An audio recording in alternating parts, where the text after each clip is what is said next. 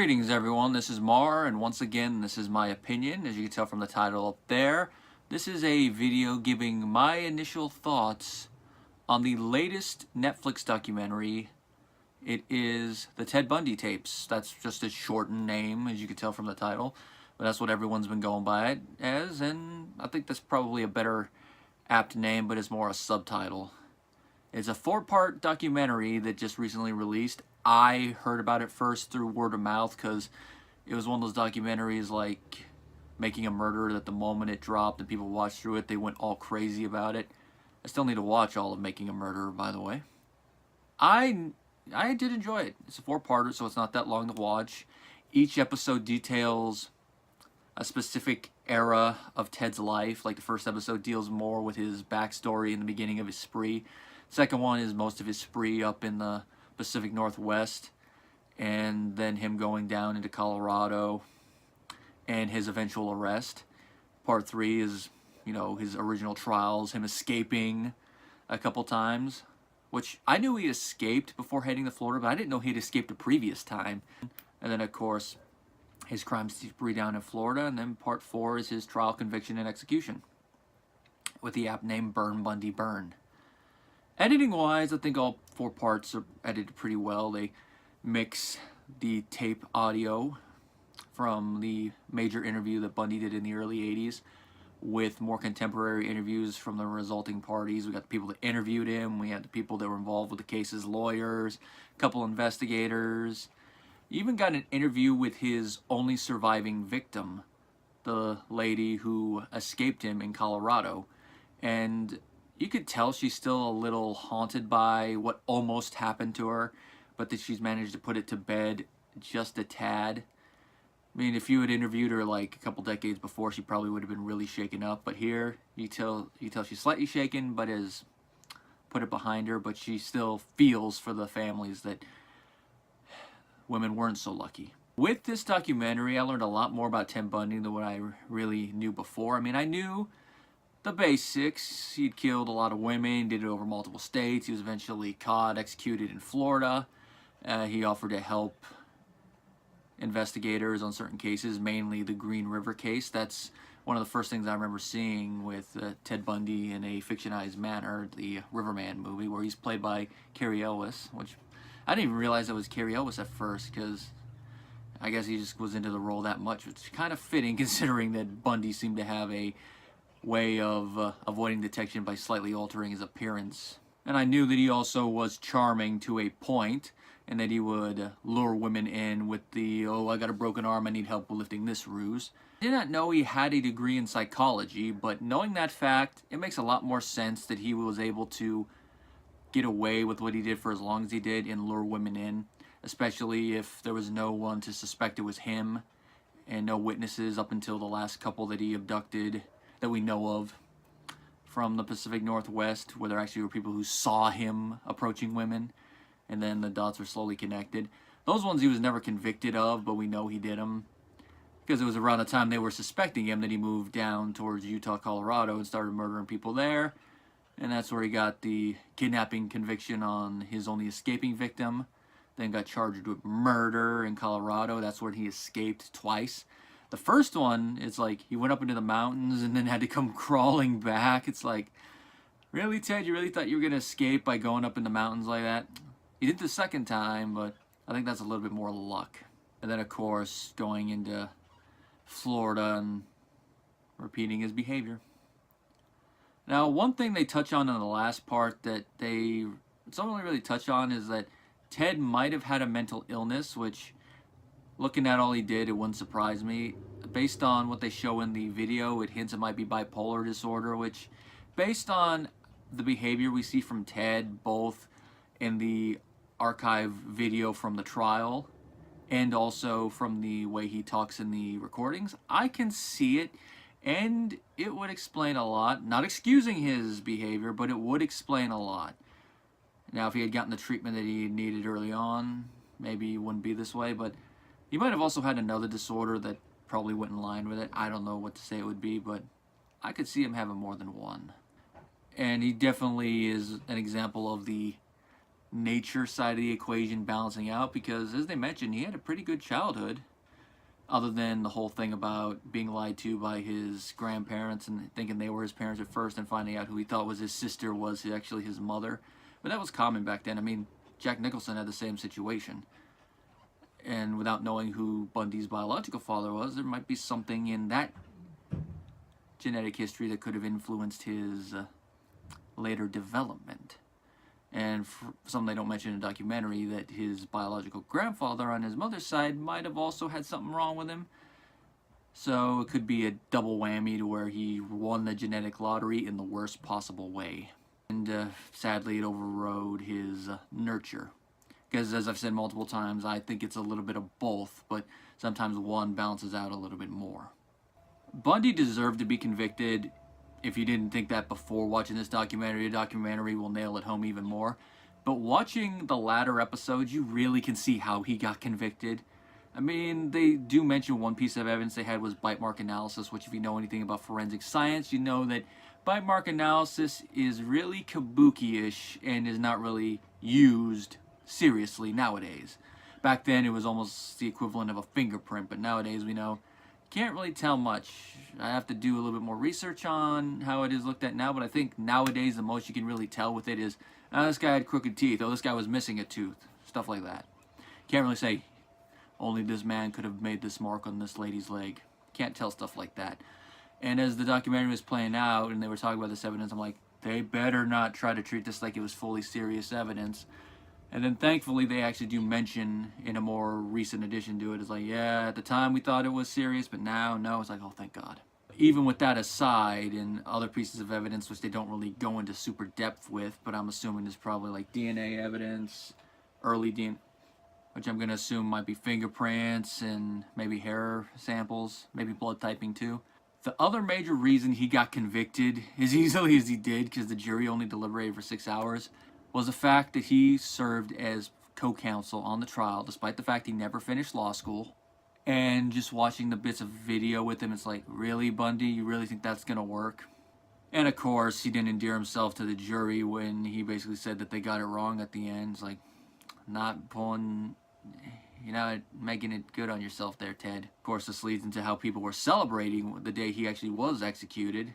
I think part of this was the fact he got several stays of execution. You can argue whether they were legitimate reasons or not, but I could see how he got the stays based on how they were arguing, because you could make the argument that he did not have the best representation at his trial, but that was more his own fault, because he decided to interject himself in it. His attorneys probably could have done a better job defending him if he had decided to just sit there and look pretty. But alas, he decided to be an idiot and interject himself in a place where he shouldn't have interjected himself, and he got convicted. There's a phrase that only a fool as an attorney has himself for a client, and Ted is probably the reason that that quote floats around a lot, because he was a fool. Now, with the people celebrating, I can sort of understand why they'd be happy that this guy finally is dead, because of all the BS they've had to deal with for the last 10 years. But at the same time, it's like, really? You're going out there with signs, getting plastered, like it's a rally or a carnival, over a man being executed? Really? Really? Maybe it's because I grew up after this time period, and maybe it's also I live in a different state where we don't really do that when people get executed, when they get executed. But I just don't see why they would do it. And I'm glad they actually pointed out one thing about it that I kind of noticed through the video before they even pointed it out, and it is that there were some older people in there, which is them going, I can understand more. But all the young people, most of them would have been around 8 to 10 years old when Bundy did his killing spree. So they would be around college age. And they were just using it as an excuse to go out there and get plastered like any stereotypical college student would. Now, if it was a lot of female college students, I would understand more. But I saw mostly male college students in there. And that's like, not helping your stereotype there, dudes. Now, one thing they do mention that I liked was that they did talk about his school career. How he did have a degree in psychology, as I mentioned before. But when he tried to go to law school, he didn't really make it as well as he could have, and that was because his test scores were low. Which I know some people retroactively will try to say that and say that he had a low IQ because of that. From what I've read, he had an above average IQ. Not genius level, but not stupid. And him getting low scores on the test, I don't think is indicative of his intelligence. If anything, I say it's indicative of his test-taking ability. And the main reason I say that is that I consider myself at least average, maybe above average intelligence. I don't know because I don't really take the IQ test because I don't really care what my score is. But I'm a good student, but even then, with certain tests, depending on how they're structured, I am decent at best. Maybe I'm just being that's my own self-effacement, but I can understand how one would be intelligent and a great student, but not the best at taking certain tests. And part of that on my part is I just don't like studying. I don't know if Ted didn't like studying, but it's one of those things like, I don't think you should use that indicative of it. Now, if he had flunked out of school entirely before getting his degree, and it was his own fault, then you might have more of a case, but even then he'd go into that same category. Along with the people celebrating his death, another thing that they show in the documentary that I don't get, and this is more a general thing for killers in general, is why do they get female groupies? I mean, we saw it with the Night Stalker, we saw it with one of the Menendez brothers, and there's been other killers since and before that had groupies.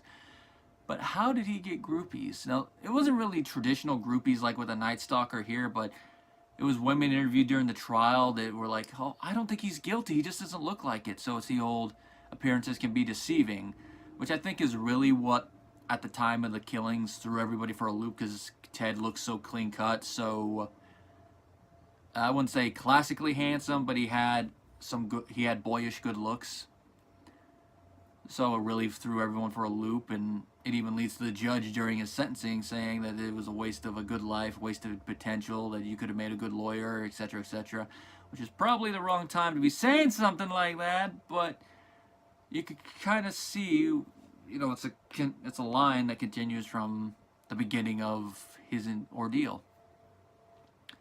And from there, we get one of these females that don't think he's guilty, who eventually married him, and they had a child, which when I heard that fact, I'm like, how did he manage that?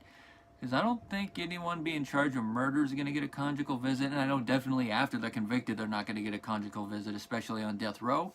They had an unofficial one where I guess they snuck into it, the guards didn't care at first, and voila, she had his daughter. Now, one thing that the documentary doesn't mention about this is that apparently around the time he was executed, she filed for divorce and vanished with the daughter. And I have to do more research on this too, but from what I've read, no one really knows where she is. And I'm assuming she might have done this just to protect their daughter.